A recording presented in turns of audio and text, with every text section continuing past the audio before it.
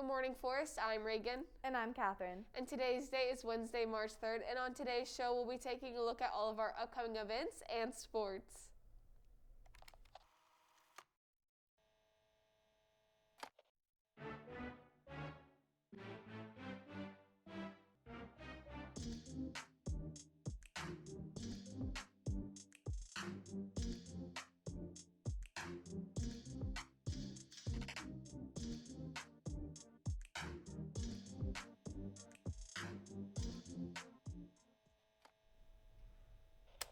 To jumpstart our Wednesday, we're kicking things off with a fun fact of the day. Did you know that today is National I Want You to Be Happy Day? I didn't, but now my goal for today is to make someone smile. Anyways, we're about halfway through the third quarter, and with that being said, student activities are picking up again. We have been so lucky to be able to have student activities this year, but to keep these events up, please remember to keep your mask over your mouth and nose. Speaking of events and activities, prom tickets are on sale right now for juniors, seniors, and guests that have been approved. Prom is just 24 days away, so make sure to purchase your ticket because they are limited. To purchase your ticket, follow the link sent to your email, and if you have a guest, head down to Miss Miller in the activities office to pick up a guest purchase ticket code. Freshmen, you may not be able to attend prom, but in the meantime, your class shirts have been ordered, so be on the lookout for when they come in.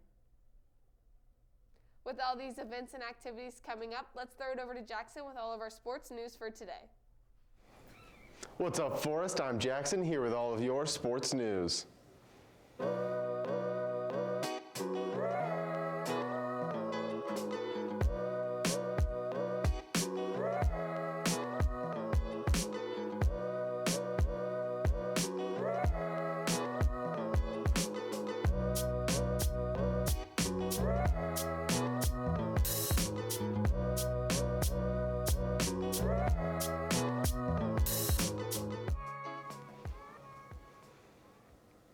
Sadly, many of our Forest sports have been canceled recently. However, softball, girls tennis, and boys lacrosse have been in action.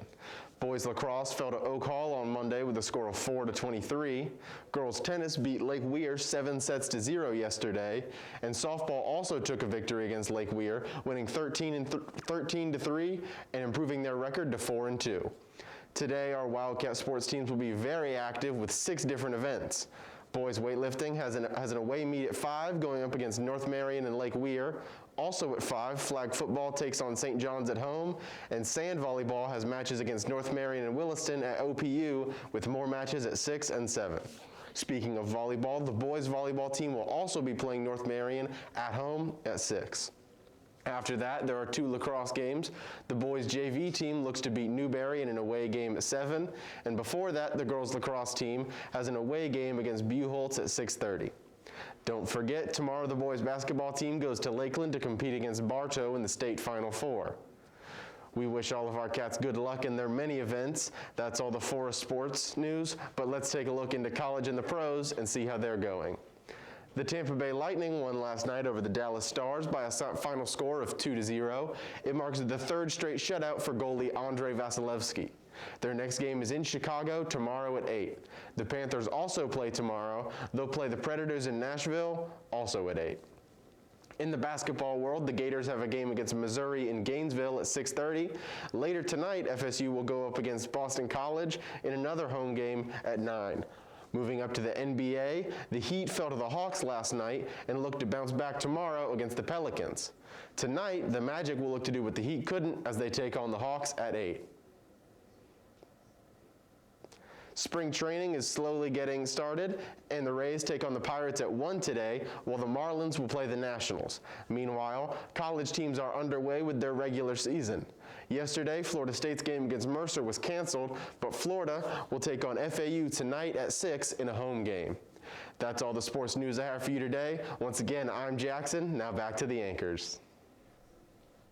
Thanks, Jackson. Make sure to wear your green and gold this Thursday to support our boys basketball team as they travel to Lakeland for the Final Four game. If sports isn't your thing, maybe acting with Miss Truly is. We will be holding auditions for a documentary-style comedy during CAT period today. If you're interested in buying a box of Krispy Kreme donuts, Ms. Pullers will be selling them in the Media Center next Tuesday for $8, so be sure to bring your money in to get a box. Seniors, you'll be having a class meeting on Thursday, March 4th, so make sure you're here to discuss all the important events leading up to graduation. This year, Forest has adopted a new learning technique known as Wicker. This has helped Forest to advance our students' quality of education. So let's hand it over to Coralie with more. Forest this year is adopting some new strategies known as Wicker through the AVID program. AVID stands for Advanced via Individual Determination, meaning that the program's purpose is to advance students' learning skills. To do this, teachers are following another acronym, Wicker, which stands for Writing, Inquiry, Collaboration, Organization, and Reading. While it may not be as obvious in some classes as others, these strategies are used in every classroom here at Forest. Here in digital video production, we are no exception. The first aspect of Wicker is writing. We use writing for creating a script for the daily show and for planning out many films. The second aspect is inquiry, which engages students in thinking, learning, and discussion. For us here in DVP, discussion is a big part of making our class a success.